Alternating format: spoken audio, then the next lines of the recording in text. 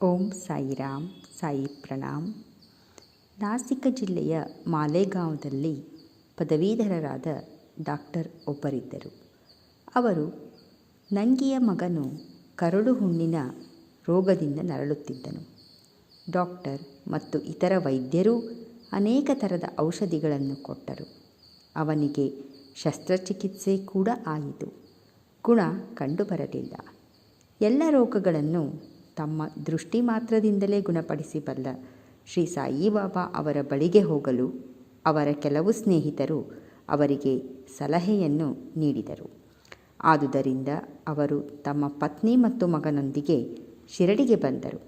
ಮಗನನ್ನು ಬಾಬಾ ಅವರ ಚರಣ ಅರವಿಂದಗಳಲ್ಲಿ ಇಟ್ಟು ಪ್ರಾರ್ಥಿಸಿದರು. ಆಗ ದಯಾಮಯರು, ಶಾಂತಿ ಸ್ವರೂಪರೂ ಆದ ಬಾಬಾ ಅವರು ಮಸೀದಿಯಲ್ಲಿ ಶರಣು ಬಂದವರಿಗೆ ಈ ಜನ್ಮದಲ್ಲಿ ಕಷ್ಟ ಬರಲಾರದು. ಈಗ ನೀವು ಕಷ್ಟಮುಕ್ತರಾಗುತ್ತೀರಿ. ಈ ಉದಿಯನ್ನು ಹುಡುಗನಿಗೆ ಹಚ್ಚಿರಿ. 1 ವಾರದೊಳಗೆ ಗುಣ ಕಂಡುಬರುತ್ತದೆ. ಪರಮಾತ್ಮನಲ್ಲಿ ನಂಬಿಕೆ ಇಡಿ. ಇದು ಮಸೀದಿಯಲ್ಲ, ದ್ವಾರಕಾಮಯಿ. ಯಾರು ಈ ದ್ವಾರಕಾಮಯಿಯಲ್ಲಿ ಕಾಲಿಡುತ್ತಾರೋ ಅವರ ಕಷ್ಟಗಳೆಲ್ಲವೂ ನಿವಾರಣೆಯಾದಂತೆಯೇ ಎಂದು ಹೇಳಿ ಸಂತೈಸಿದರು. ಮಗನನ್ನು ಬಾಬಾ ಅವರ ಮುಂದೆ ಕೂಡ್ರಿಸಿದರು.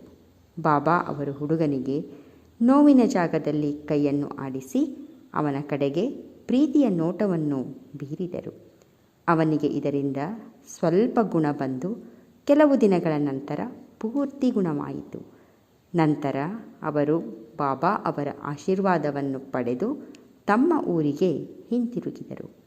ಇದನ್ನು ಕೇಳಿದ ಹುಡುಗನ ಚಿಕ್ಕಪ್ಪನು ಆಶ್ಚರ್ಯಚಕಿತನಾಗಿ ಶಿರಡಿಗೆ ಹೋಗಿ ಬಾಬಾ ಅವರ ದರ್ಶನ ಪಡೆಯಲು ಹೊರಟಿದ್ದರು.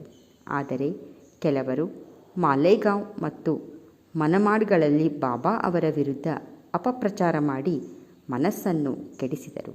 ಆದುದರಿಂದ ಶಿರಡಿಗೆ ಹೋಗುವ ತಮ್ಮ ನಿರ್ಣಯವನ್ನು ಬದಲಿಸಿ ಅವರು ನೇರವಾಗಿ ಮುಂಬಯಿಗೆ ಬಂದರು.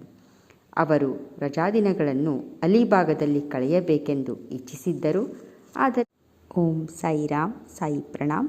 ಮುಂದಿನ ಭಾಗದಲ್ಲಿ ಮುಂದಿನ ಅಧ್ಯಾಯ ಮುಂದುವರಿಯುತ್ತದೆ.